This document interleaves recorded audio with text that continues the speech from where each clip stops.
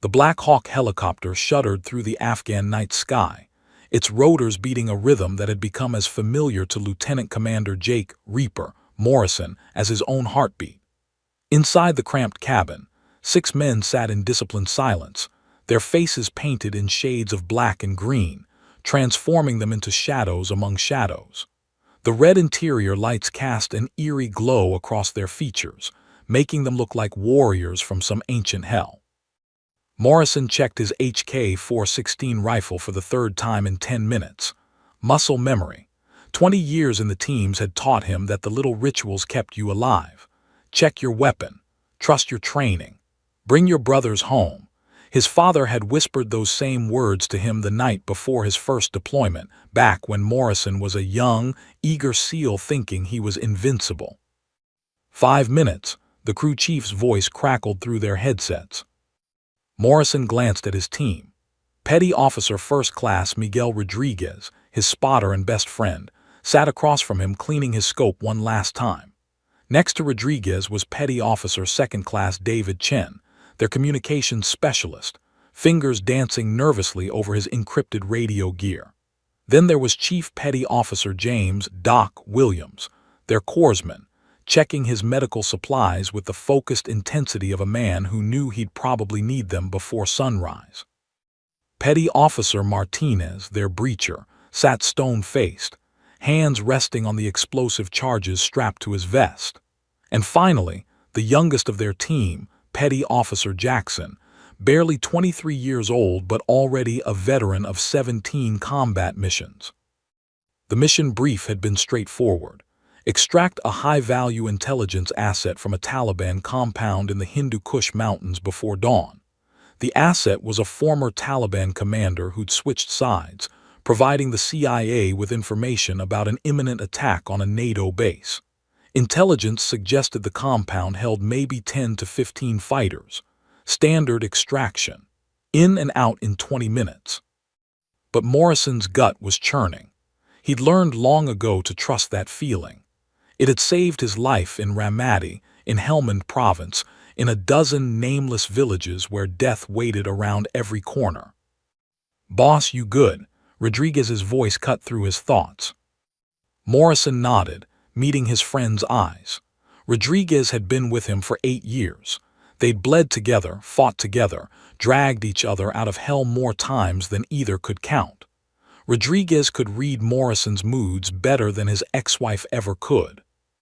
"Just thinking," Morrison replied quietly. "Don't," Rodriguez grinned, his teeth white against his painted face. "Thinking gets you killed. Reacting keeps you alive." 2 minutes, the crew chief announced. The helicopter banked hard left, dropping altitude fast. Morrison's stomach lurched as they descended toward the landing zone. Through the open door, he could see the Afghan landscape below, an endless expanse of jagged mountains and deep valleys, all painted in shades of silver by the three-quarter moon. It was beautiful in a harsh, unforgiving way. It was also the most dangerous terrain on Earth. 1 minute, green light in 60 seconds. Morrison stood, his team rising with him in perfect synchronization. They moved to the door, hands gripping the fast rope. The wind howled through the cabin, carrying the smell of dust and aviation fuel and something else, something that smelled like danger. 30 seconds. Morrison could see the landing zone now, a flat stretch of rocky ground 2 kilometers from their target. Intelligence had chosen it specifically because it was far enough from the compound to avoid detection, but close enough for a quick infiltration. The helicopter flared, hovering 10 feet above the ground. "Green light, go, go, go." Morrison grabbed the rope and dropped into the darkness. His boots hit the ground hard, knees absorbing the impact. He immediately moved away from the landing zone, weapon up, scanning for threats. His team landed behind him in rapid succession. Rodriguez, Chen, Williams, Martinez, Jackson. 6 shadows materializing from the night. The Black Hawk banked away, its roar fading into the distance until only the wind remained. Morrison activated his night vision goggles, and the world transformed into shades of green and black. He could see every rock, every shadow, every potential threat within 300 meters. "Radio check," Chen whispered. Each team member responded in turn, their voices barely audible even through the encrypted comms. "2 clicks northeast," Morrison said, consulting his GPS. "We move in two-man columns. Rodriguez, you're with me. Chen, Williams, you're second. Martinez, Jackson, rear security. Weapons tight unless compromised. We ghost through this." They moved through the Afghan night like specters. Morrison set a brutal pace. They had to reach the compound before dawn, complete the extraction, and reach the secondary extraction point before the sun exposed them. In Afghanistan, daylight meant death for American operators. The Taliban owned these mountains during the day. After 40 minutes of hard movement through rocky terrain, Morrison raised his fist. The team froze. He pointed to a ridge ahead. Beyond it lay their target, a compound of mud brick walls and stone buildings nestled in a narrow valley. Intelligence photos had shown a typical Afghan compound. A main building, a few outbuildings, walls about 8 feet high, home to their asset and supposedly a dozen Taliban fighters. Morrison crawled to the ridge and raised his scope. The compound lay 300 meters below, bathed in pre-dawn darkness. He scanned systematically, the walls, the courtyard, the buildings, the approaches. His blood ran cold. No sentries. No guards on the walls. No dogs barking. No movement at all. Every instinct Morrison had developed over 2 decades of combat screamed at him. This was wrong. Compounds always had guards, always. The Taliban might be many things, but they weren't careless. Not here. Not in their own territory. "Boss," Rodriguez whispered, crawling up beside him. "You seeing this?" "Yeah," Morrison breathed. "It's too quiet." "We scrub the mission." Morrison considered it. They could call for extraction, report the anomaly, come back with a larger force. But the asset's intelligence suggested an attack was imminent, possibly within 48 hours. If they didn't extract him tonight, hundreds of NATO troops could die. "We proceed," Morrison decided. "But we go in hot, expect contact, tell the team." Rodriguez nodded and passed the word. Morrison watched his men's body language shift subtly. They'd been expecting a routine extraction. Now they were preparing for a fight. They descended the ridge in complete silence, moving from cover to cover. The compound walls loomed ahead, dark and imposing. Morrison checked his watch. 4:47 hours. 13 minutes until sunrise. They had to move fast. At the base of the wall, Martinez placed shaped charges on the locks of the main gate. Morrison positioned his team, Rodriguez and Williams covering the gate, Chen ready with the radio, Martinez and Jackson providing rear security. Morrison's finger rested on his trigger guard, every muscle coiled and ready. Martinez gave the countdown with his fingers, 3, 2, 1. The charges detonated with a muffled crack. The gates swung open. Morrison moved through, weapon up, scanning for targets. The courtyard was empty. The buildings were dark. Nothing moved in the shadows. Too easy, way too easy. They advanced toward the main building, each step measured and careful. Morrison could hear his own heartbeat pounding in his ears. His father's voice echoed in his memory. "When everything feels wrong, son, it usually is. Trust your gut." They breached the main building's door. Inside, a single oil lamp flickered, casting dancing shadows on mud brick walls. And there, chained to a support beam in the center of the room, was their asset, a gray-bearded man in traditional Afghan clothing, his face bruised and bloody, his eyes wide with terror. Morrison approached cautiously. Something was very wrong. The man had been beaten recently. His wounds were fresh, maybe hours old.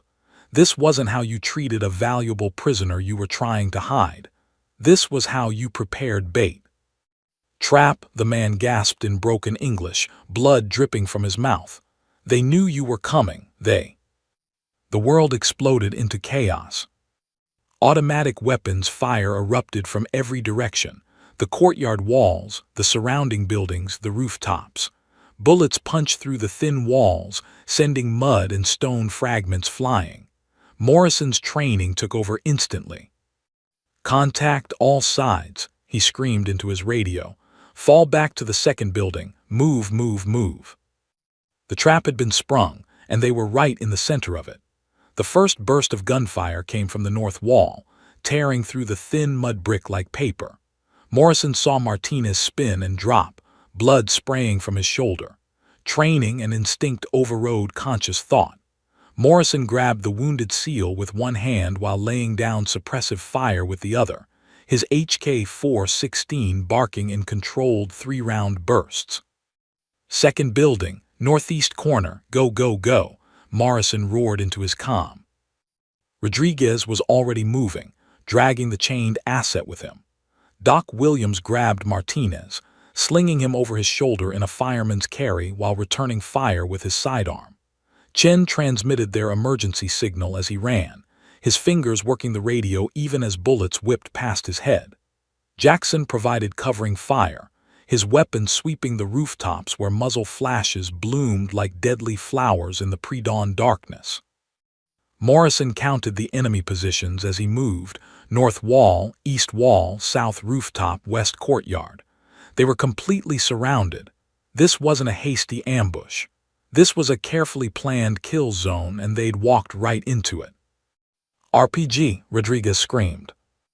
Morrison dove left as a rocket-propelled grenade streaked across the courtyard, slamming into the building they just evacuated. The explosion lit up the compound like daylight, the shockwave throwing Morrison to the ground.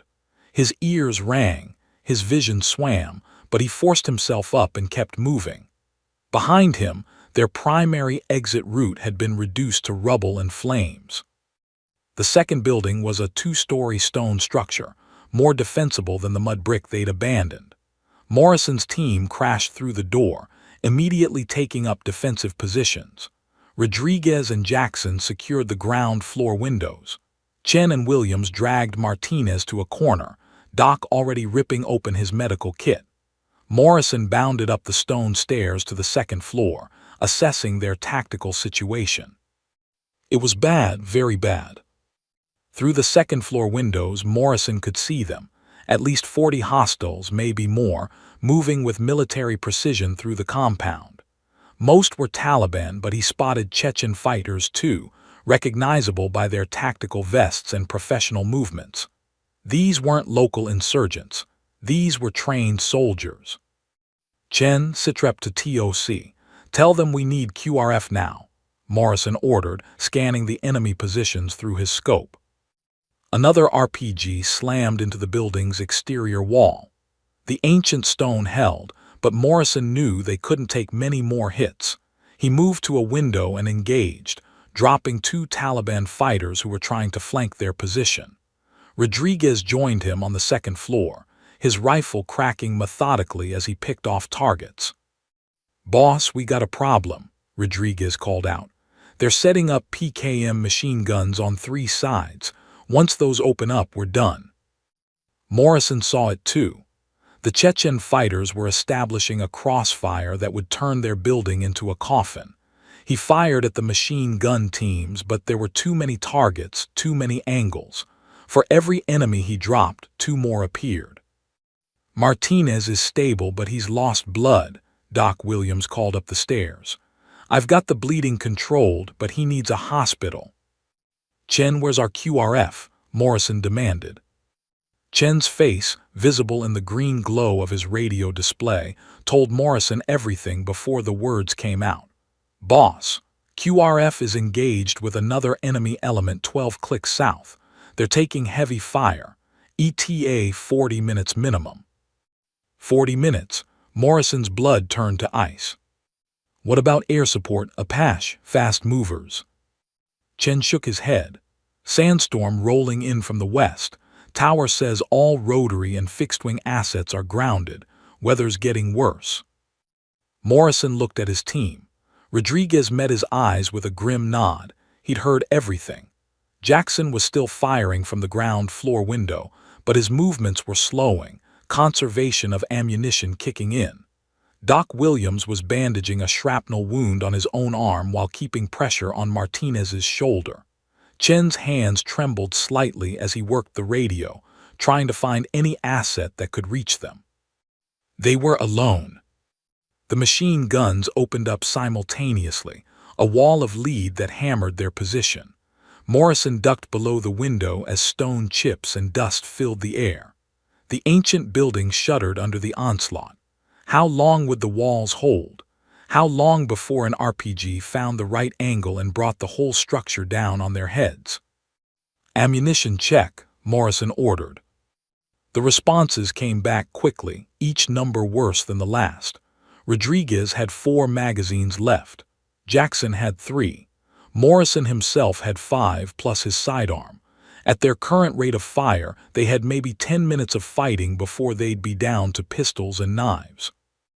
Morrison pulled out his tactical map, looking for options that didn't exist.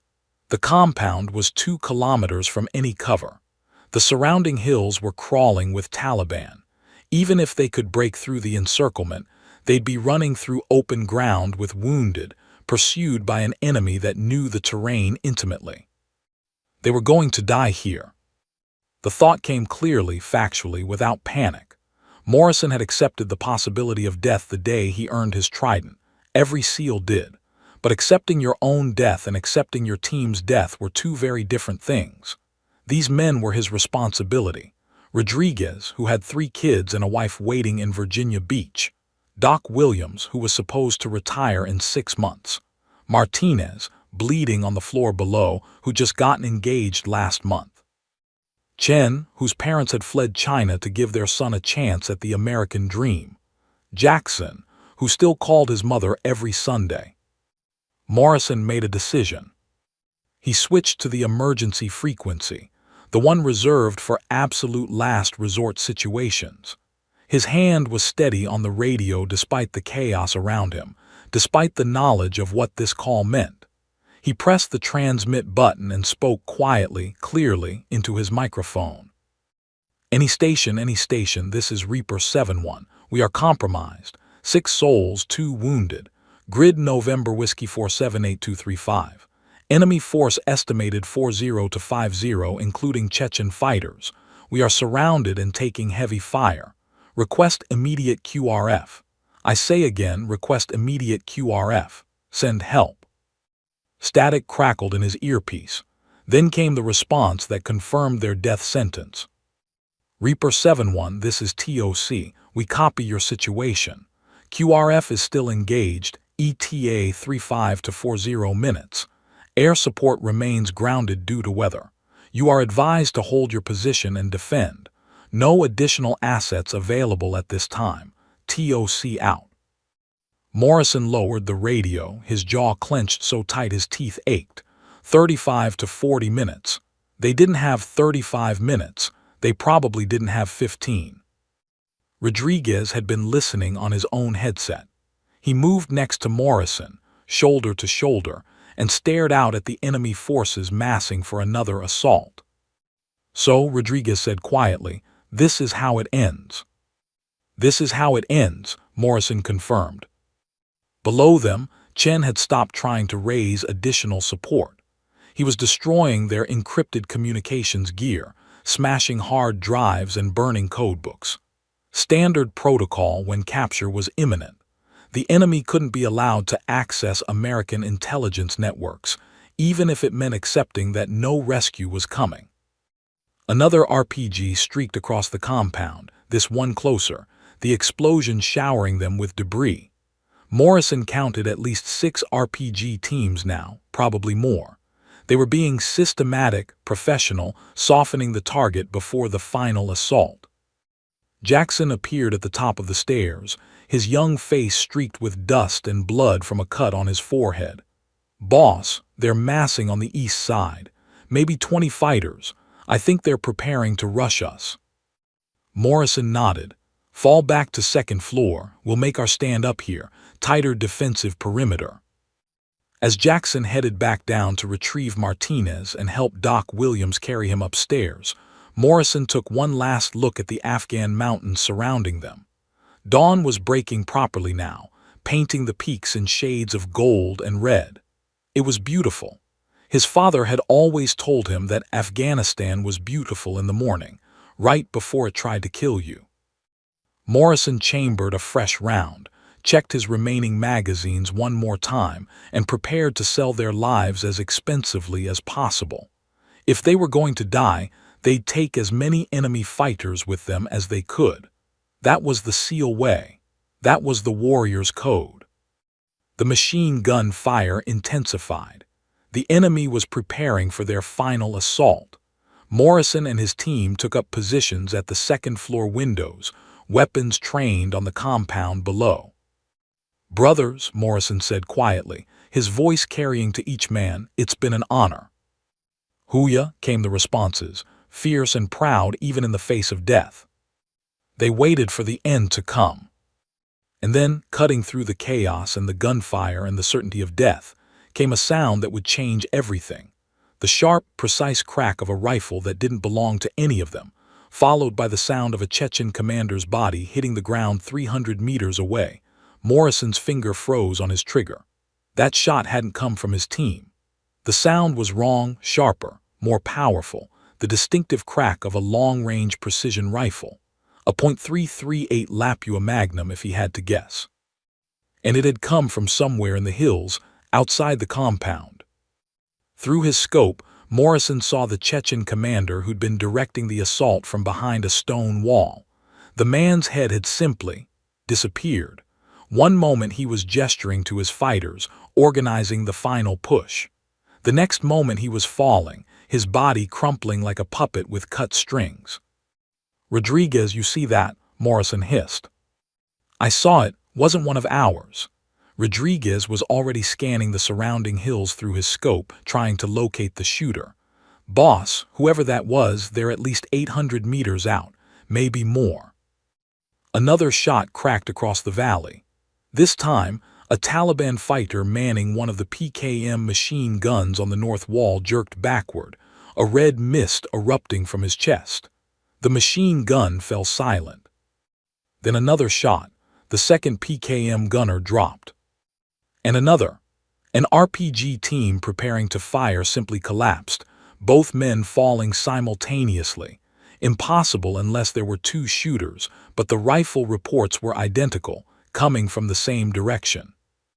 "What the hell?" Jackson breathed, his eyes wide. Morrison's tactical mind raced.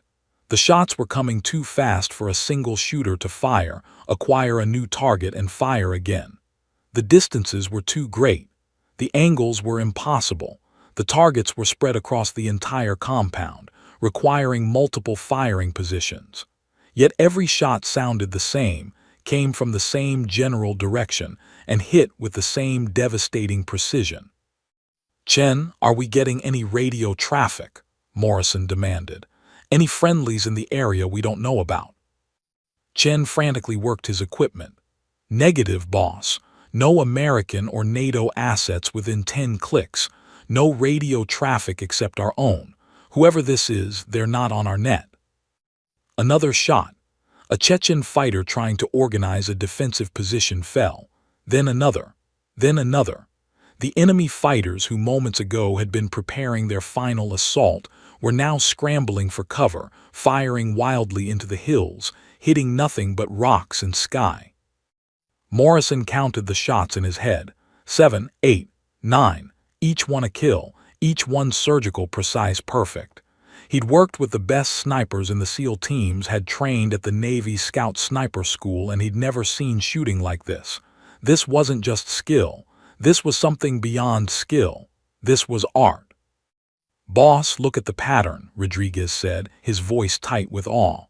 "They're not just killing randomly. They're taking out leadership first, then crew-served weapons, then anyone trying to organize a response. Whoever this is, they're not just a sniper. They're conducting a strategic dismantlement." Rodriguez was right. Morrison watched as another squad leader fell, then the radio operator next to him. An RPG team trying to reposition was neutralized before they could fire. The enemy force was being systematically decapitated, their command structure dissolving shot by shot. The Taliban and Chechen fighters were panicking now. They'd gone from hunters to hunted in the span of 2 minutes. Some tried to flee toward the compound gates. They didn't make it. Others pressed themselves against walls, making themselves smaller targets. It didn't matter. The mysterious shooter found them anyway, somehow predicting their movements, firing through gaps Morrison couldn't even see from his elevated position. 12 shots, 13, 14. Morrison's radio suddenly crackled with static, then cleared. A voice came through, female calm, with an American accent that carried the flat tones of the Midwest.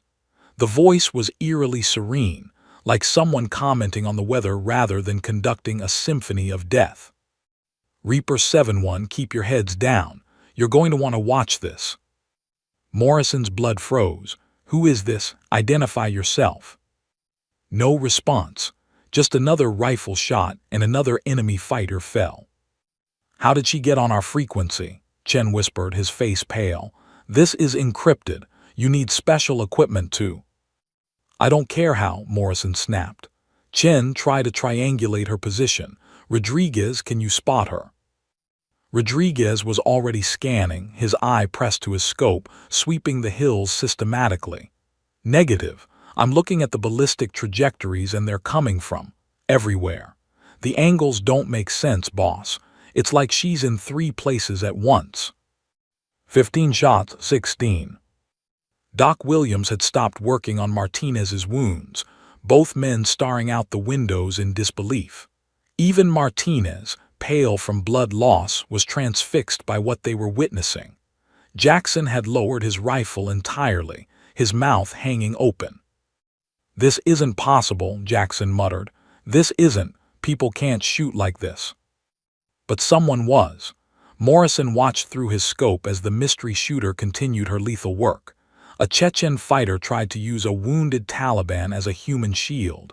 The shooter put a round through the Chechen's shoulder, spinning him away from his hostage, then killed him with a second shot before his body hit the ground. Precision. Control.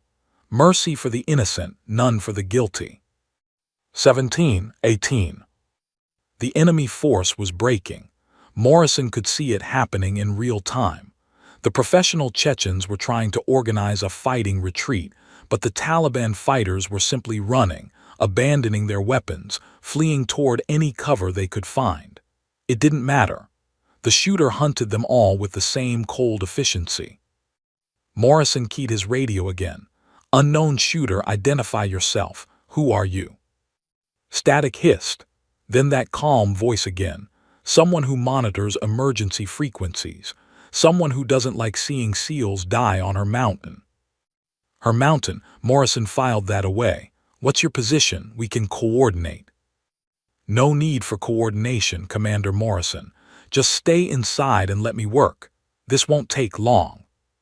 She knew his rank. She knew his name. Morrison's mind spun. How? Their mission was classified. His team's presence in Afghanistan was need to know. Even the local Afghan forces didn't know they were here. How do you know who I am? Morrison demanded. A pause. Another shot. 19 kills now. Then, I know a lot of things, Commander. I know you have 2 wounded. I know you're down to 40% ammunition. I know QRF won't arrive for another 32 minutes. And I know that if I hadn't been monitoring this sector, you and your men would be dead in the next 5 minutes. So how about you let me finish my work and we can discuss my credentials later? The voice was still calm, almost gentle, but there was steel underneath. This woman wasn't asking permission. She was telling him how it was going to be. 20 shots, 21. Morrison looked at Rodriguez, who shrugged helplessly. Boss, I got nothing. She's a ghost. Another voice crackled over the radio. The Chechen fighters had switched to an open frequency, screaming at each other in Russian and Pashto, their communications discipline completely broken. Morrison's limited Russian was enough to catch words like sniper, demon, and impossible. 22 shots. Morrison moved to a different window, trying to get a better view of the battlefield. Bodies littered the compound now, each fallen in a different position, each killed by a single perfect shot. The surviving enemy fighters, maybe 15 or 20 left, were pressed against whatever cover they could find, afraid to move, afraid to return fire, afraid to do anything but pray they wouldn't be the next target. And still that rifle spoke. 23 shots, 23 kills. Then silence. The morning wind whistled through the compound, carrying dust and the smell of gunpowder and blood. Nothing moved except the smoke rising from the burning building where they'd first found their asset. Morrison's ears rang in the sudden quiet after the sustained battle. His radio crackled one final time. Reaper 7-1, you're clear. All hostiles eliminated or in retreat. QRF is inbound, ETA 28 minutes. Stay put, treat your wounded, and try not to contaminate my crime scene. Someone will have questions about all these bodies. Wait, Morrison started, but the radio went dead, just static now. Rodriguez was still scanning with his scope. Suddenly he stiffened. Boss, I got something. Ridge line, 11 o'clock, maybe 850 meters. Morrison swung his scope to the position. There, silhouetted briefly against the rising sun, stood a figure. Female, slender, with a rifle slung across her back. Even at this distance, Morrison could see she moved with the fluid grace of someone completely comfortable in the mountains, someone for whom this terrain was home. The figure raised one hand, not quite a wave, more like an acknowledgement. Then she turned and disappeared behind the rocks, vanishing as suddenly as she'd appeared. Morrison's radio was still dead, the frequency empty except for static. His team slowly emerged from their defensive positions, moving to the windows, staring at the carnage in the compound below. 23 bodies lay scattered across the courtyard and walls, each killed by a single shot, each positioned exactly where they'd fallen. It looked like the work of a firing squad, not a single shooter. Boss, Rodriguez said quietly, his voice shaking slightly, what the hell just happened?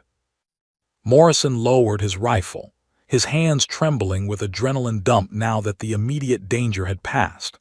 He looked at his team, Martinez being treated by Doc Williams, Chen staring at his radio equipment like it had betrayed him, Jackson's young face still locked in an expression of disbelief, and Rodriguez standing beside him, waiting for answers Morrison didn't have. I don't know, Morrison admitted, but somebody just saved our lives. Somebody who knew we were here, knew we were in trouble, and had the skills to do something about it. The voice said her mountain, Chen offered, like she patrols out here, like this is her territory. Morrison looked back at the ridge where the figure had disappeared. 23 shots, 23 kills, 12 minutes from first shot to last. Impossible shooting from impossible positions by an impossible person who appeared from nowhere and vanished just as quickly. Who the hell was she? And how did she know his name? Morrison was still staring at the ridge line, where the figure had disappeared when Rodriguez grabbed his arm hard enough to bruise. Boss, we got movement, south wall, 3 fighters trying to flank us. Morrison's combat instincts overrode everything else. He swung his rifle toward the south wall, acquiring the targets through his scope. 3 Taliban fighters were indeed moving, trying to use the chaos and smoke as cover to get closer to their building. They were smart, keeping low, moving from cover to cover. They didn't have a chance. The first fighter's head snapped back before Morrison could even line up his shot. The second fell mid-stride, his legs crumpling beneath him. The third actually managed to look up toward the hills, perhaps understanding in his final moment where death was coming from, before he too collapsed. 3 shots in less than 4 seconds. 3 kills from over 800 meters on moving targets. She's still out there, Rodriguez breathed, still watching us. Another movement caught Morrison's eye, 2 Chechen fighters attempting to escape through a gap in the compound's north wall, abandoning their weapons, just trying to survive. Morrison almost felt sorry for them. The rifle cracked twice more. Both men fell within meters of each other. "That's 28, Chen counted quietly, his voice hollow. "She's killed 28 hostiles." "Thought you said 23. Jackson called from downstairs where he was helping Doc with Martinez. "I did," Chen replied. "I was wrong, I've been watching. She never stopped shooting, she just spaced them out, made us think it was over." Morrison's mind reeled with the implications. The shooter hadn't been finishing up. She'd been methodically ensuring that every single threat was eliminated, taking her time, making absolutely certain that no enemy fighter would be able to regroup or counterattack. This wasn't just marksmanship. This was a hunter ensuring her prey had no chance of survival. Rodriguez was working his ballistic calculator, mumbling numbers. "Boss, I've been tracking the shots. The angles are impossible. She's hitting targets on the north side of the compound, then immediately engaging targets on the south side. To do that, she'd have to move at least 300 meters between shots, but the shots are coming seconds apart. Nobody can move that fast through mountain terrain." "Unless there's more than one shooter," Doc Williams suggested from the stairs. "Same weapon signature every time," Rodriguez countered. "I'd stake my life on it. Same rifle, same ammunition, same shooter. But the physics don't work, Doc. They just don't work." Morrison's radio suddenly crackled to life again, that same calm female voice cutting through the static. "Physics are overrated, Rodriguez. Sometimes you just need to know the mountain better than the people you're shooting." Rodriguez actually jumped, nearly dropping his rifle. "How did she?" "Your comms aren't as secure as you think," the voice continued, a hint of amusement creeping into the professional tone. "Military encryption is good, but it's not that good. Not if you know what you're doing." Morrison keyed his radio, his voice hard. "You've been listening to our internal communications this entire time. Since you whispered, 'Send help,' on the emergency frequency, Commander, that's when I knew I had to move. Couldn't let good SEALs die because of bad intelligence." "Bad intelligence?" Morrison's jaw clenched. "What do you know about our intelligence?" A pause. Another shot rang out. Morrison saw a fighter he hadn't even noticed trying to hide behind a water barrel. The man collapsed. 29 kills. "I know your asset was compromised 3 days ago," the voice said. "I know the Taliban and their Chechen advisors set this trap specifically for you. I know somebody in your intelligence chain either missed it or chose not to see it. And I know that if I hadn't been monitoring this sector, you'd be dead. Your team would be dead. And those Chechens would be stripping your equipment and sending photos of your bodies to Al Jazeera by noon." The casual way she said it, the cold, factual delivery, sent ice through Morrison's veins. She wasn't guessing. She knew. This woman had intelligence that his own command didn't have. "Who are you?" Morrison demanded. "CIA, SAD, ISA." A soft laugh came through the radio, surprisingly warm despite the circumstances. "I'm someone who used to work for people who use those letters. Now I work for myself. Or maybe I work for the ghosts. Depends on who's asking." "I'm asking," Morrison said firmly. "You saved my team. I deserve to know who pulled our asses out of the fire." Silence stretched for long seconds. Morrison could hear his own heartbeat, could feel his team's eyes on him, everyone waiting for the answer. "You deserve a lot of things, Commander Morrison," the voice finally said, softer now, almost sad. "But my name isn't one of them. Not yet, maybe not ever." "Then what do I call you?" "Call me what everyone else does. Call me Ghost." Morrison's blood turned to ice water. Ghost. He'd heard that call sign before, years ago, in whispered conversations between operators who'd served in Iraq. Urban legends about a female sniper who moved like smoke through enemy territory, killing from impossible distances, appearing and disappearing without a trace. He'd always assumed it was bullshit, war stories that got better with each telling, the operator's equivalent of a campfire tale. But the stories had specific details. A woman who worked alone, a .338 Lapua Magnum rifle, an uncanny ability to predict enemy movements. And one other detail that Morrison suddenly remembered with crystal clarity. Ghost had supposedly saved an entire SEAL team from an ambush in Ramadi in 2003. His father's team. Morrison's mouth went dry. Ghost, the ghost from Iraq, from Ramadi. Another long pause. When the voice came back, it carried something Morrison hadn't heard before: emotion. Your father was a good man, Commander. Lieutenant James Morrison, SEAL Team 3. He had your eyes.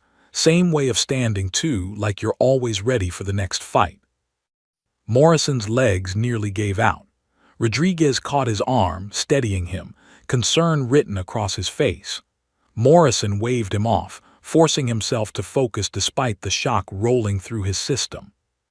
You knew my father. His voice cracked slightly on the last word. I saved your father, Ghost corrected gently. Ramadi, 2003. His team walked into an ambush just like you did today. He was the team leader just like you.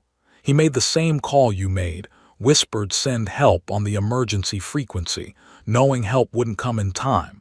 And just like today, I was listening. Morrison's mind flashed back to his childhood, to a conversation with his father shortly before the old man died from cancer 5 years ago. His father had mentioned Ramadi once, had said something about an angel watching over them that day, about impossible shots from impossible distances. Morrison had assumed it was the morphine talking, the cancer spreading to his brain, making him see things that weren't there. But it had been real, all of it. He never knew who saved him, Morrison said quietly. No, Ghost confirmed. He didn't, and I preferred it that way. I don't do this for recognition, Commander. I do it because some debts can't be repaid with money or medals. Some debts require blood and bullets and watching over the sons of men who should have died but didn't. Another shot cracked across the valley. Morrison flinched, scanning for the target. A Chechen fighter had been crawling through the rubble toward their building, a grenade in his hand. The fighter was now motionless, the grenade rolling harmlessly away from his lifeless fingers. 30, Ghost said clinically. That's the last one.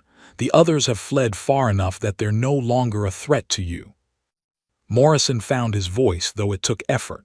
Why now? Why reveal yourself after all these years?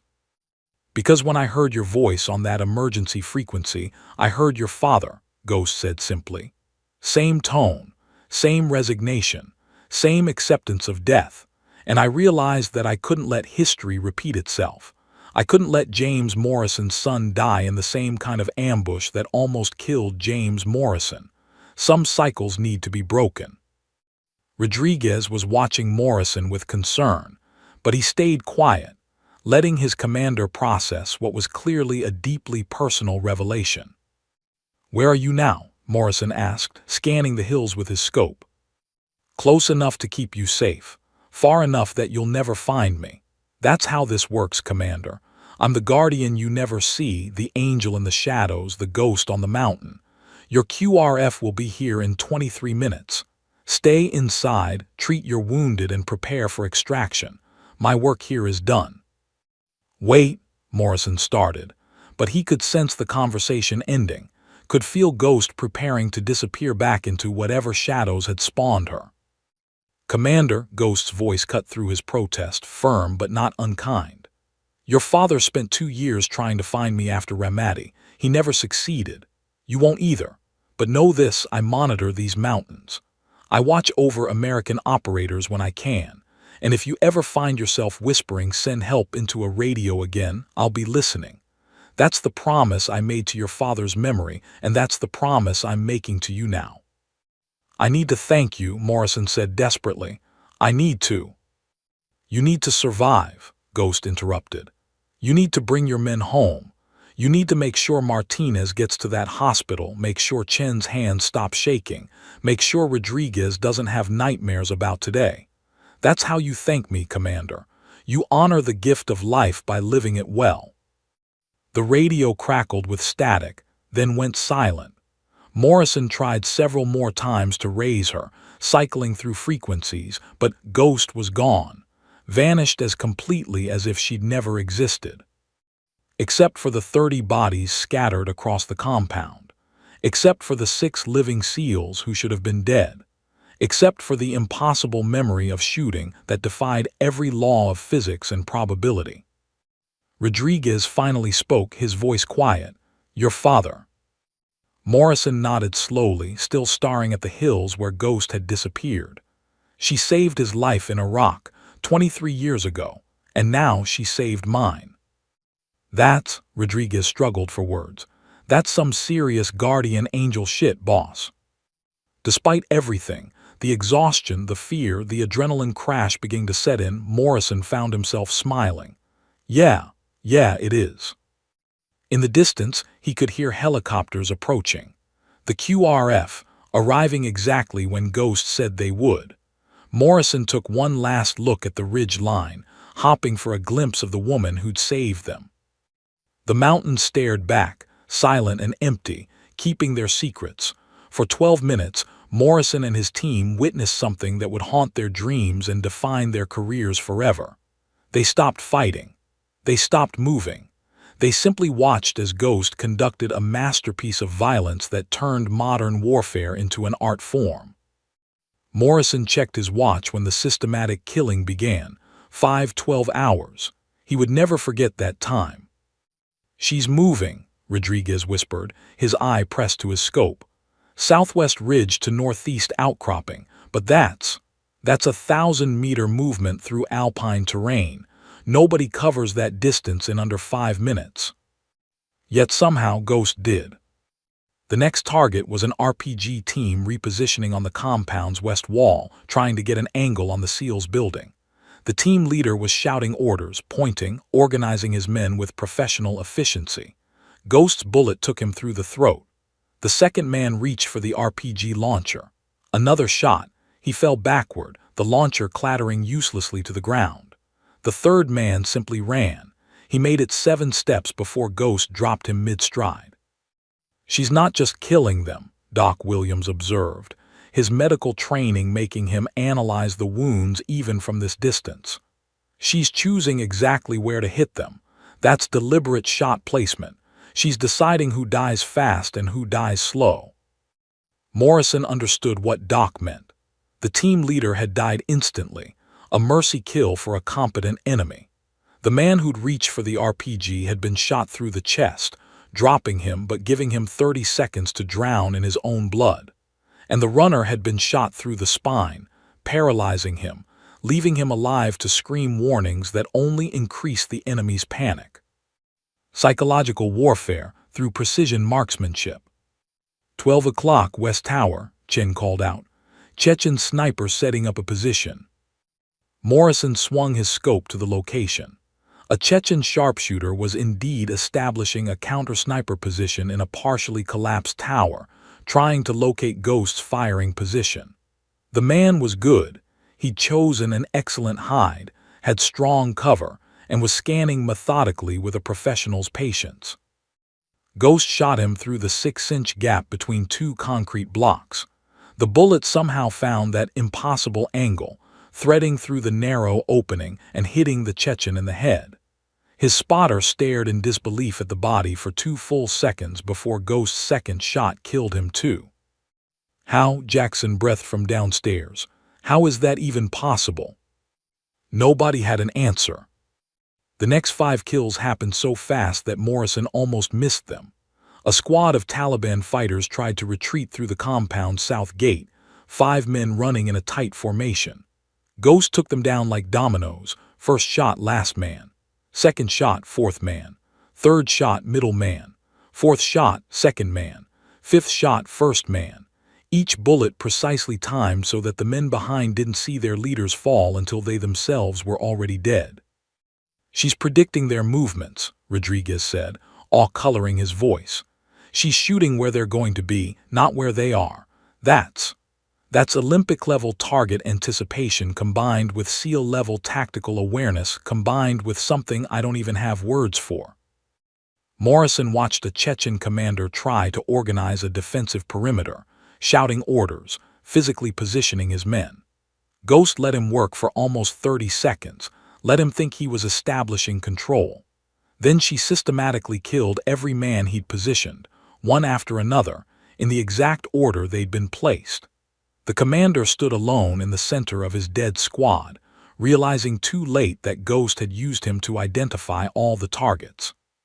His death came last, a punishment for his competence. The Taliban fighters were breaking now, their discipline completely shattered. Some threw down their weapons and fled. Some pressed themselves against walls and prayed. Some fired wildly into the hills, hopping to hit something, anything. Ghost killed them all with the same cold efficiency, the ones who ran, the ones who hid, and the ones who fought back. But it was more than just killing. Morrison began to see the pattern, the strategy behind each shot. Ghost wasn't just eliminating threats. She was conducting an orchestra of death, each kill designed to achieve a specific tactical objective. She shot out the tires of 2 technical vehicles positioned for a potential escape, trapping the enemy in the kill zone. She eliminated every fighter carrying a radio, destroying the enemy's ability to call for reinforcements. She targeted ammunition supplies, setting off secondary explosions that spread more chaos. She even shot the locks off a building where civilians were cowering, giving them an escape route away from the combat. "She's protecting the civilians," Chen observed. "Look, every shot she's taking is angled away from that building. She's creating a safe corridor for them to escape." Sure enough, Afghan civilians, women, children, old men, were fleeing through the gap Ghost had created, running toward the safety of the surrounding hills. Ghost's bullets whistled past them, impossibly close, yet not one civilian was touched. She was fighting a 3-dimensional chess match, killing enemies while simultaneously protecting innocents, all while moving through terrain that should have made such precision impossible. Morrison's radio crackled suddenly. "Commander, watch the northwest tower. Man with a Stinger missile launcher. He's targeting your inbound QRF." Morrison's blood froze. A Stinger could take down the rescue helicopters, could kill dozens of men coming to save them.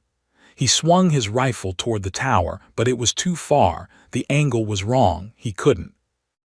Ghost's bullet found the target before Morrison could even finish the thought. The man with the Stinger fell backward, the launcher tumbling from the tower to explode harmlessly in the courtyard below. "How did she even see him?" Rodriguez demanded. "He was inside the tower behind a wall. How did she know he was there?" "She knows everything," Martinez said weakly from his position on the floor, his voice dreamy from morphine. She's like God with a rifle. She sees all, knows all, kills all who threaten the righteous." "That's the morphine talking," Doc Williams said, but his voice lacked conviction. Because maybe Martinez was right. Maybe that was exactly what Ghost was, some kind of divine intervention wearing camouflage and carrying a rifle. 21 kills, 22, 23. Morrison watched as Ghost systematically dismantled the last organized resistance. A group of Chechen fighters tried to coordinate a fighting retreat, using hand signals to communicate since their radios were dead or their radio operators were dead. Ghost shot their point man, then their rear guard, then picked off the men in the middle one by one as they stood frozen, unable to advance or retreat, unable to do anything but wait for death. The compound had become a graveyard. 30 bodies lay scattered across the ancient stones, each fallen exactly where Ghost had decided they would fall. Some of the enemy fighters who'd fled earliest were still running, tiny figures disappearing into distant valleys. Ghost let them go. They were no longer a threat, and she was apparently not interested in unnecessary killing. Morrison checked his watch. 5:24 hours. 12 minutes from first shot to last. 12 minutes that had transformed a certain death sentence into a complete tactical victory. 12 minutes during which one woman with one rifle had destroyed a force that 40 minutes ago had been on the verge of killing 6 Navy SEALs. The morning sun was fully up now, bathing the compound in golden light that made the carnage somehow more obscene. Morrison could see the faces of the dead, young men and old, fanatics and professionals, all united now in death. He felt no pity for them. They'd come here to kill Americans and they'd paid the price. But he felt something else, a deep, profound respect for the woman who delivered that justice. "Boss," Rodriguez said quietly, pointing toward the eastern ridge. "Look." Morrison raised his scope. There, silhouetted against the morning sun, stood Ghost.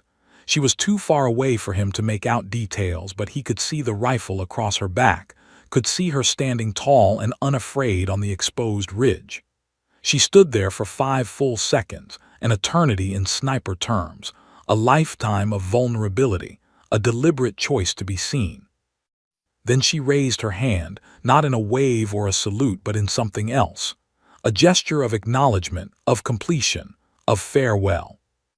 Morrison raised his own hand in response, a gesture that felt inadequate for what had just transpired, but it was all he had to give.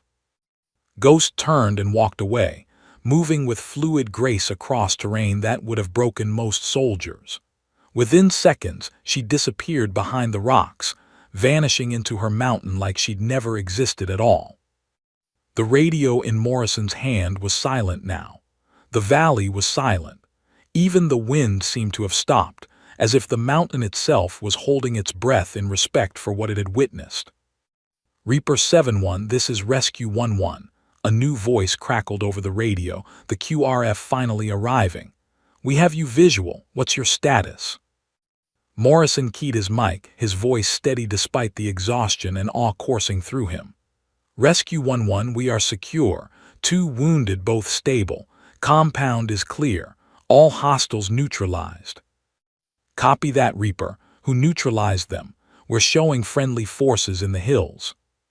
Morrison looked at his team. Rodriguez shook his head slightly. Chen made a cutting gesture across his throat. Even young Jackson seemed to understand. Some things weren't meant to be reported. Some guardian angels weren't meant to be exposed to official scrutiny.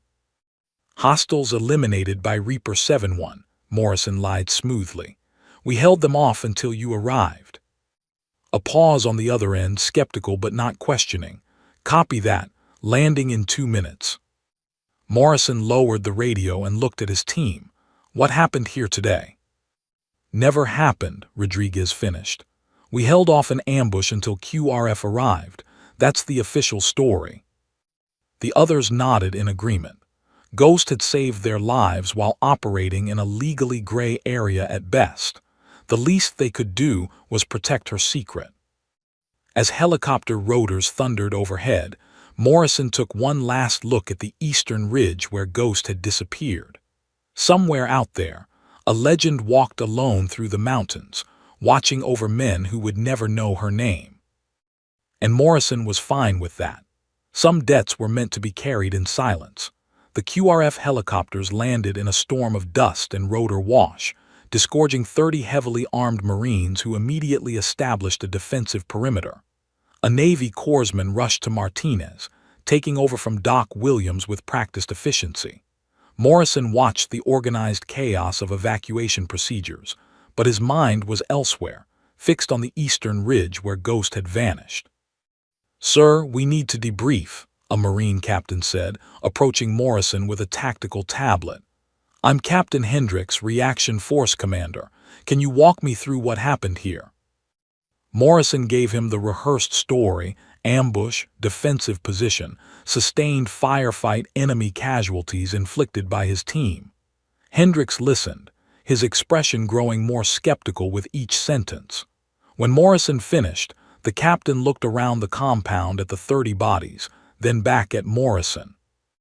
"Commander, with all respect, the ballistic evidence doesn't support your report," Hendricks said carefully.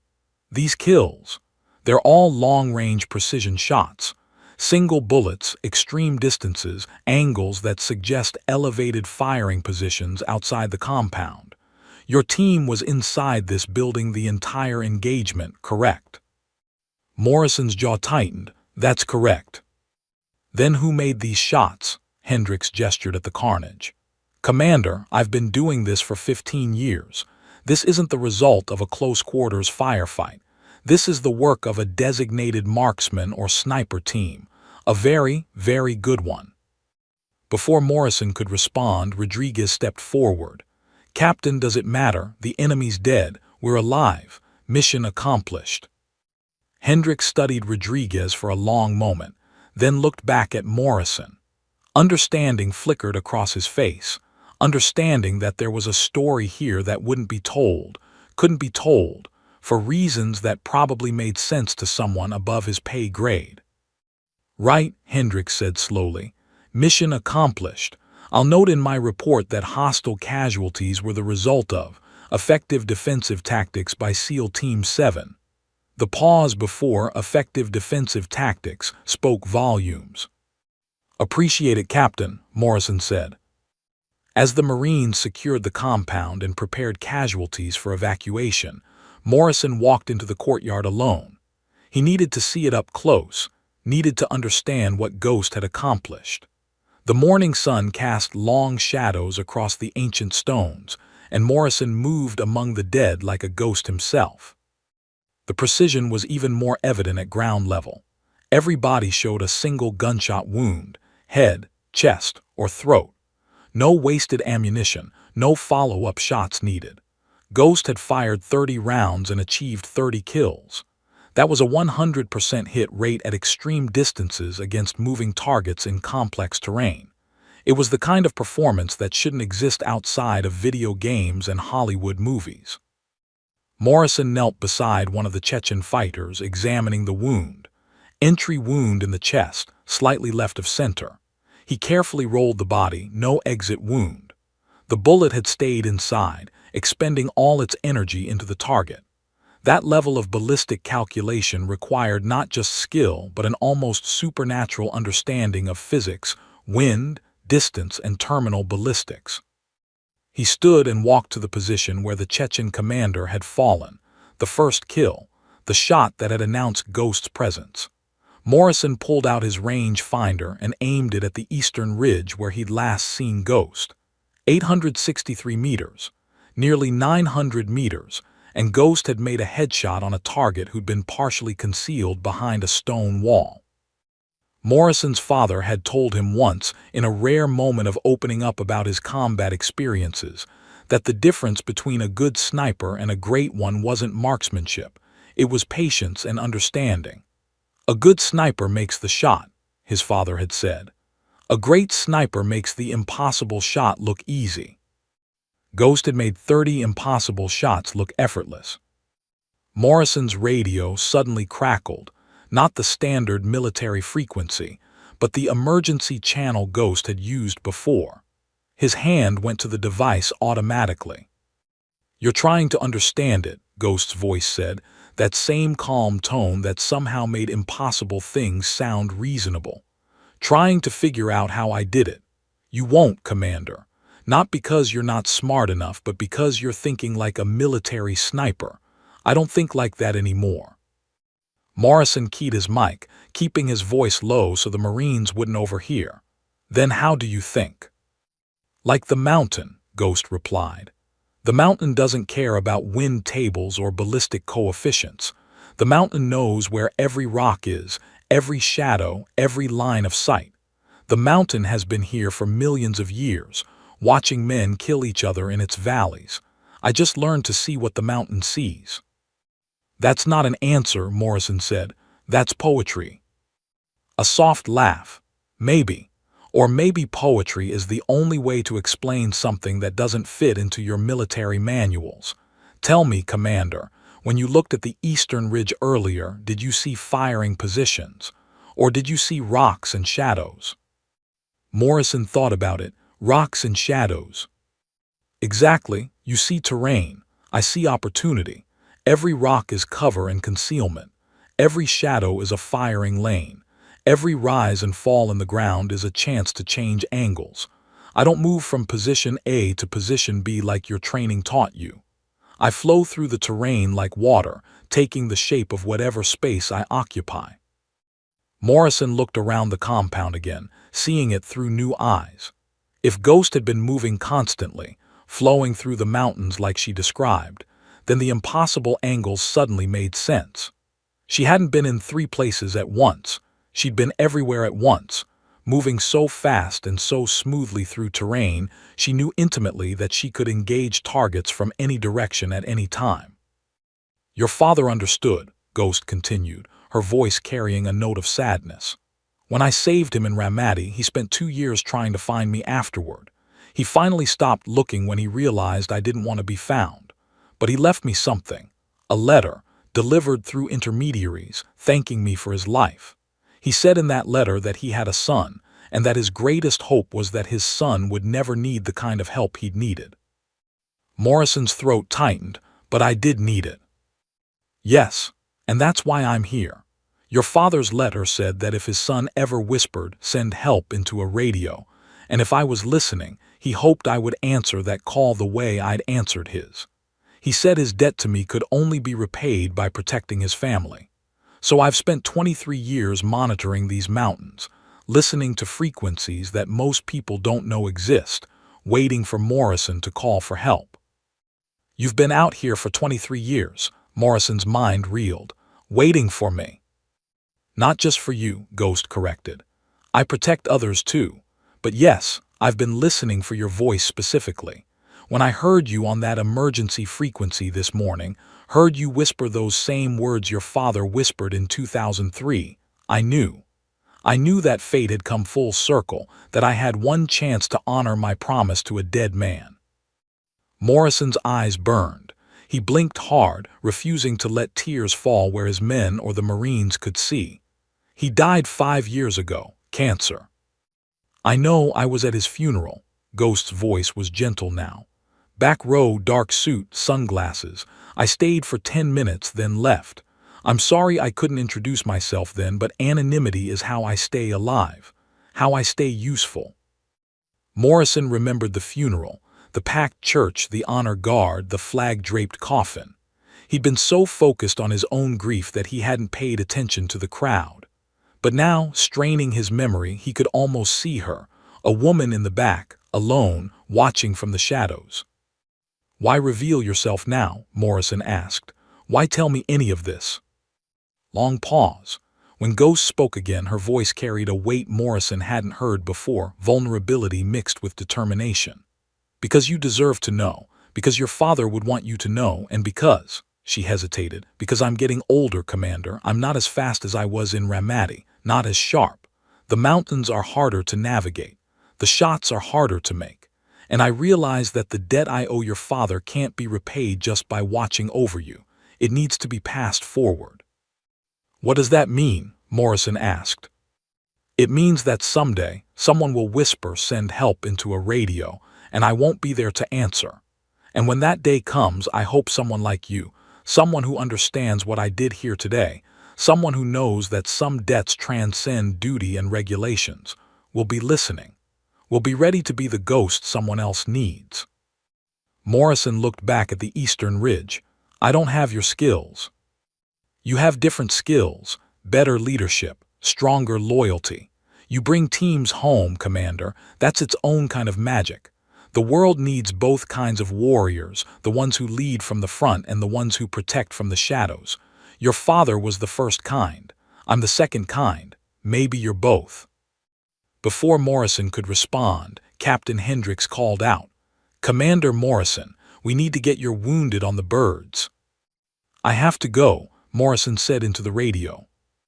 "I know," Ghost replied. "Stay safe, Reaper. The mountains are watching." The radio went silent, returning to static. Morrison clipped it to his vest and turned back toward his team. Rodriguez was helping Martinez to the helicopter, Doc Williams carrying their gear, Chen and Jackson providing security during the movement. His men, his brothers, alive because of a promise made 23 years ago by a woman whose name he still didn't know. As the helicopter lifted off, Morrison looked one last time at the eastern ridge. Nothing moved in the rocks. The mountain kept its secrets as it had for millions of years. But Morrison knew the truth now. Somewhere in those peaks and valleys, a guardian watched, a ghost walked, an angel with a rifle kept her promise to a dead man. And Morrison understood that he now carried that same promise forward, to listen for the whispers, to answer the calls, to be the help that someone, somewhere would someday desperately need. 3 days after the ambush, Morrison sat alone in a secure briefing room at Bagram Airfield, surrounded by reports, photographs, and ballistic analyses that refused to make sense. Martinez was in Germany receiving treatment. The rest of the team had been debriefed separately, their stories carefully aligned to protect Ghost's secret. Officially, SEAL Team 7 had held off 40-plus hostiles until QRF arrived. Unofficially, Morrison couldn't sleep, couldn't eat, couldn't stop trying to understand what had happened on that mountain. He spread 30 autopsy photographs across the table. Each enemy casualty showed the same impossible precision: single gunshot wounds, perfect shot placement, evidence of extreme-range engagement. The ballistics team had recovered 12 bullets from various bodies, all matched. .338 Lapua Magnum, custom match-grade ammunition, probably hand-loaded. The bullets themselves were unusual, specialized long-range projectiles that cost more than $50 each. Whoever Ghost was, she had resources and expertise far beyond standard military issue. Morrison's laptop displayed drone footage from the QRF helicopters as they'd approached the compound. He'd watched it 200 times, scanning every frame for any sign of Ghost. Nothing. The surrounding mountains appeared empty, lifeless. Yet somehow she'd been there, moving through that terrain fast enough to engage targets from multiple positions. "You're going to make yourself crazy," Rodriguez said, entering the room with 2 cups of coffee. He'd been discharged from the field hospital that morning, cleared for light duty. "Boss, we're alive. That's what matters." Morrison accepted the coffee but didn't look away from his laptop. 12 minutes, Rodriguez. She killed 30 men in 12 minutes from distances we can barely shoot from with spotters and optimal conditions. How? Rodriguez sat down heavily, favoring his bandaged ribs. Maybe we're asking the wrong question. Maybe it's not how, but who. Who has those skills? Who operates alone in Afghanistan with no command authority? Who monitors emergency frequencies waiting for SEALs to call for help? That's what I've been trying to figure out. Morrison pulled up another file on his laptop. I've accessed every database I have clearance for: CIA, JSOC, Special Activities Division, even some black budget programs I probably shouldn't know about. Nothing. No female snipers with Ghost's profile. No solo operators authorized in our sector. No one with the right skill set and the wrong lack of official existence. Maybe she's not American, Rodriguez suggested. Morrison shook his head. She spoke perfect Midwest American English. No accent, no affectation. And she knew my father, knew his service record. That's not information a foreign operative would have access to. Rodriguez leaned forward, his voice dropping. "Boss, maybe she doesn't want to be found. Maybe there's a reason all those databases come up empty." Morrison knew Rodriguez was right, but he couldn't let it go. Ghost had saved their lives, had honored a promise to his dead father, had revealed herself just enough to make Morrison understand the depth of the debt he owed. He couldn't just move on, couldn't just file it away as another war story. His radio crackled Chen's voice. "Boss, you need to come to the TOC. Colonel wants to see you immediately." Morrison and Rodriguez exchanged glances. This couldn't be good. Colonel Marcus Reeves sat behind his desk in the Tactical Operations Center, his expression unreadable. He was a career officer, Vietnam veteran, old-school SEAL who'd forgotten more about warfare than most men would ever know. When Morrison entered, Reeves gestured to a chair but remained standing himself. "Commander Morrison," Reeves said quietly, "I'm going to ask you a question and I need the truth. Who killed those 30 hostiles at the compound?" Morrison's mind raced. Rodriguez had been right. The official story wasn't holding up under scrutiny. "Sir, as stated in my report." "Your report is bullshit," Reeves interrupted, not unkindly. "I've reviewed the ballistic evidence, the autopsy reports, the tactical analysis. Those kills came from outside the compound, from multiple elevated positions, from distances exceeding 800 meters. Your team didn't make those shots, Commander. Someone else did. Morrison remained silent, his expression neutral. Reeves sighed, moving to the window overlooking the airfield. 20 years ago, I led a platoon in the Korangal Valley. We got hit hard, ambushed in a village, pinned down, running out of ammunition. I called for help on the emergency frequency, knowing damn well help wouldn't arrive in time. He paused, his weathered face reflecting in the window glass. Then someone started shooting.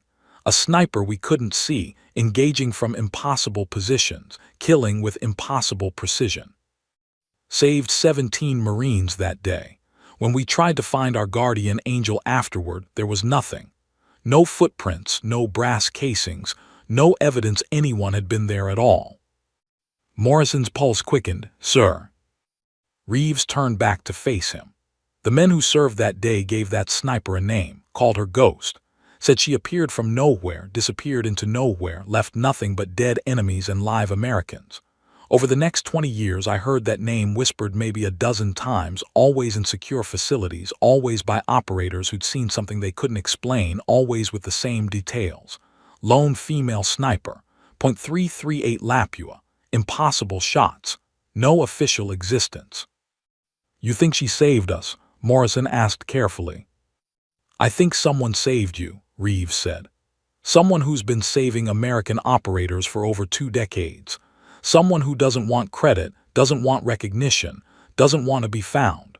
And I think the smartest thing you can do, Commander, is accept that gift with gratitude and stop asking questions that won't have answers. Morrison felt his jaw clench. With respect, sir, she knew my father. She told me she saved his life in Ramadi in 2003. I can't just... Your father, Reeves interrupted softly. Lieutenant James Morrison, SEAL Team 3. He came to me 7 years ago, shortly before he died, asked me if I'd ever heard of Ghost. When I confirmed I had, he told me about Ramadi, told me he'd spent years trying to find her, trying to thank her for his life. He never succeeded. He never told me, Morrison whispered. He was protecting you, Reeves said. Some knowledge is dangerous, Commander. Your father understood that Ghost operates in the shadows for a reason. Exposing her, even to thank her, could get her killed, could compromise whatever mission she's dedicated her life to. Reeves moved back to his desk, pulling out a manila folder. I'm ordering you to cease your investigation. That's not a request, it's a direct order. No more database searches.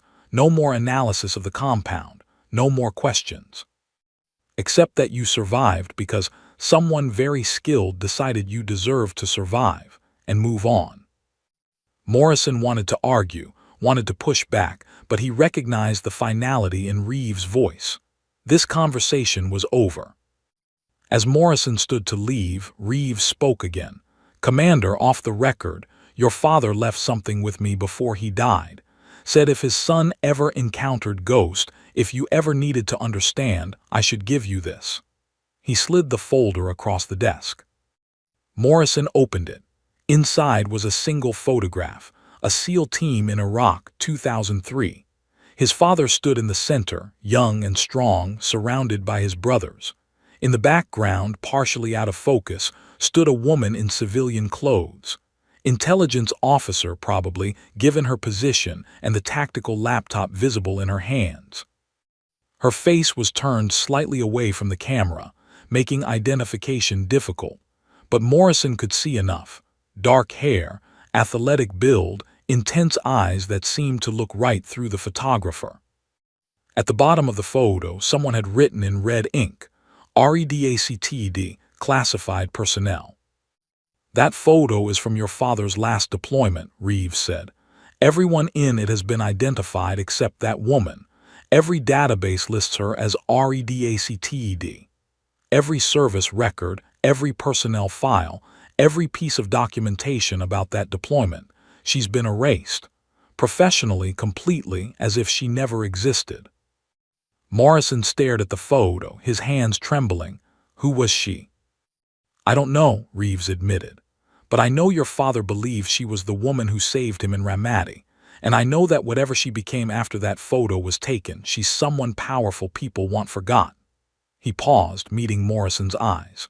Take the photo, it's yours, but Commander, this is the end of your investigation. Whatever answers exist, they're not in my databases or anyone else's. If Ghost wants you to know more, she'll tell you.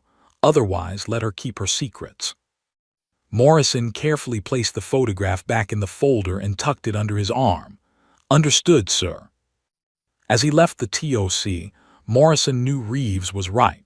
The official investigation was over, but the photograph burned in his hands like a living thing, a connection to Ghost that was tantalizingly close but frustratingly incomplete. Back in his quarters that night, Morrison studied the photo under a desk lamp, searching for any detail he might have missed. The woman's face remained partially obscured, but there was something familiar in her posture, in the way she held herself, the same fluid readiness he'd glimpsed on that eastern ridge. His father had spent years searching for answers. Morrison realized he might spend the rest of his life doing the same. But as he finally turned off the light and lay back on his bunk, Morrison felt a strange peace. Ghost was out there, watching over the mountains, keeping promises to the dead, protecting the living. Maybe that was enough. Maybe some angels were meant to remain anonymous. His radio, still tuned to the emergency frequency, sat silent on his nightstand. But Morrison found himself listening anyway, wondering if somewhere in the static, Ghost was listening too. 3 months passed. Morrison returned to Virginia Beach, where SEAL Team 7 was based. Martinez recovered and returned to full duty, though he walked with a slight limp now. The team ran training exercises, deployed on routine missions, and gradually the events in Afghanistan faded into the background. Just another war story, just another close call in careers filled with them. But Morrison couldn't forget. The photograph from Colonel Reeves stayed in his wallet, creased and worn from being pulled out and studied 100 times. He'd stopped his official investigation, but his mind never stopped working on the puzzle. Who was the redacted woman? Where was Ghost now? Was she still out there, watching over other teams, answering other desperate calls for help? He tried to move on. He took leave, visited his mother in Colorado, stood at his father's grave and whispered thanks for the guardian angel his father had somehow arranged. He dated a nurse from the Naval Hospital, but broke it off after 3 weeks when he realized he couldn't stop talking about Afghanistan, couldn't stop wondering about the woman on the ridge. Rodriguez noticed, "Boss, you need to let this go. She saved us, that's enough." But it wasn't enough, not for Morrison. Then, on a Tuesday morning in February, Morrison arrived home from a morning run to find an unmarked manila envelope wedged in his front door. No postage, no return address, just his name written in precise block letters, CDRJ MORRISON. Morrison's hands shook as he opened it. Inside was a single sheet of paper and a photograph, the same photograph from his father's deployment, but this copy was different. Unredacted, crystal clear, and the woman's face was fully visible. Morrison's breath caught. She was younger in this photo, maybe late 20s, but unmistakably the same person he'd glimpsed on that ridge. Strong features, intelligent eyes, an expression that suggested she saw more than most people. At the bottom of the photo, the red text had been changed. Where it once read REDACTED, someone had written in the same precise handwriting, Captain Sarah Chen, U.S. Army Intelligence, 2003-2015, retired. Sarah Chen, finally a name. Morrison turned to the letter. It was handwritten, the same precise block letters from the envelope. Commander Morrison, by the time you read this, I'll be gone from these mountains. My work here is done for now. But you deserve to know the full story, the one your father knew but couldn't tell you. Iraq, 2003. I was a junior Army intelligence officer attached to your father's SEAL team, providing tactical analysis and local intelligence. I wasn't supposed to be in combat. I was supposed to stay back at the FOB behind a desk, where female officers belonged according to the regulations at the time. But I'd grown up in rural Montana, hunting with my grandfather since I was 6 years old. I could outshoot most of the men on base, and your father knew it. When his team went on that mission to Ramadi, the one that went wrong, he secretly asked me to provide overwatch from a distance. Unofficial, unauthorized. If anyone found out, it would end both our careers. I watched through my scope as the ambush unfolded. I watched your father make the same decision you made, to stay and fight, to protect his men, to whisper, send help knowing help wouldn't arrive in time. And I made a choice that changed my life. I disobeyed orders. I left my position and moved through 3 miles of enemy territory, alone, engaging targets from positions that shouldn't have been possible. I saved your father's team that day. All 16 men came home because I refused to let them die. The army found out, of course. I was court-martialed quietly behind closed doors. The charges were severe: disobeying orders, unauthorized combat engagement, compromising mission security. I should have been dishonorably discharged, possibly imprisoned. But your father intervened. He testified on my behalf, called in every favor he had, made it clear that without my actions, 16 SEALs would be dead. The Army couldn't publicly admit that a female intelligence officer had saved a SEAL team when women weren't officially allowed in combat roles. So they made a deal. I would be retired from official service, my records redacted, my existence erased from all documentation. In return, I would continue to do what I'd done in Ramadi, provide covert protection for American operators, answering only to a handful of people at the highest levels of JSOC. No official status, no recognition, no paper trail, a ghost. I've spent 23 years in these mountains, watching over our people. I've saved hundreds of operators who never knew I existed. I've killed enemies of America who never saw me coming. And I've honored the promise I made to your father, that if his son ever needed help, I would be there. Your father visited me once 5 years before he died. He tracked me down. I let him because he deserved closure. He told me he had a son following in his footsteps, becoming a SEAL, and his greatest fear was that his son would one day whisper, send help into a radio. He made me promise to listen for your voice, to protect you the way I'd protected him. I kept that promise, but now I'm 52 years old and the mountains are harder to climb. My eyes aren't as sharp. My hands aren't as steady. The day is coming when I won't be able to answer the calls anymore. That's why I'm telling you this, Commander. Because the world still needs ghosts, still needs people willing to watch from the shadows, to protect from the high places, to be the help that arrives when no help should be possible. I don't expect you to become what I am, but I hope you'll remember what happened on that mountain. Remember that sometimes the most important work is the work nobody sees. Remember that debts of honor transcend regulations and career advancement.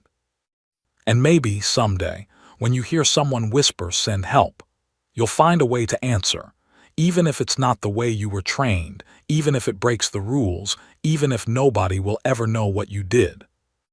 Your father was a good man who understood that some things matter more than following orders. You're his son. You understand too. Stay safe, Reaper.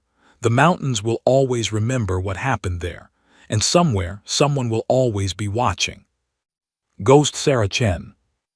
Morrison read the letter 3 times, tears streaming down his face. He finally understood. His father hadn't just been saved by Ghost. He'd helped create her, had fought for her, had recognized that sometimes the greatest warriors were the ones who operated outside the system. He carefully folded the letter and photograph, placing them in a secure box with his father's medals and service records. Then he sat at his kitchen table and wrote his own letter, not to Ghost, because he had no way to reach her, but to himself. A reminder, a promise. I will listen, I will watch, I will answer the call when others cannot. The debt continues. 2 years later, Morrison was leading a mission in Syria when he heard the emergency call. A Marine recon team pinned down, surrounded, whispering desperately for help that wouldn't arrive in time. Morrison made a decision that could end his career.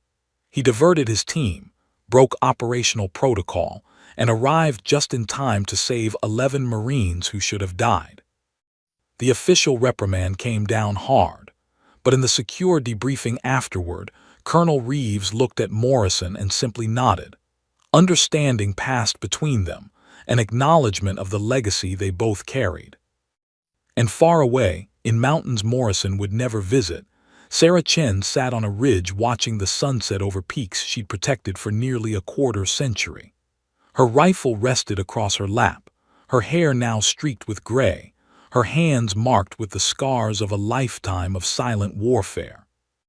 Her radio crackled with distant chatter, military frequencies she still monitored, emergency calls she still answered when she could. The mountains were vast, and there was always someone who needed a ghost. She smiled, thinking of Commander Morrison, of his father before him, of all the men who'd whispered, "Send help," and found her listening. The work continued. The legacy grew, and somewhere in the shadows between the official world and the hidden world, guardians still watched. Sarah Chen stood, shouldered her rifle, and disappeared into the gathering darkness. The mountain swallowed her without a trace, as it always had, as it always would. Some angels wore wings, others wore camouflage and carried rifles. Both served the same purpose, protecting the living, honoring the dead, and answering prayers whispered in desperate moments. Morrison understood that now, and understanding, he carried the promise forward. The cycle continued. The debt never expired, and in the high places of the world, ghosts still walked, invisible and eternal, watching over warriors who would never know their names. The end.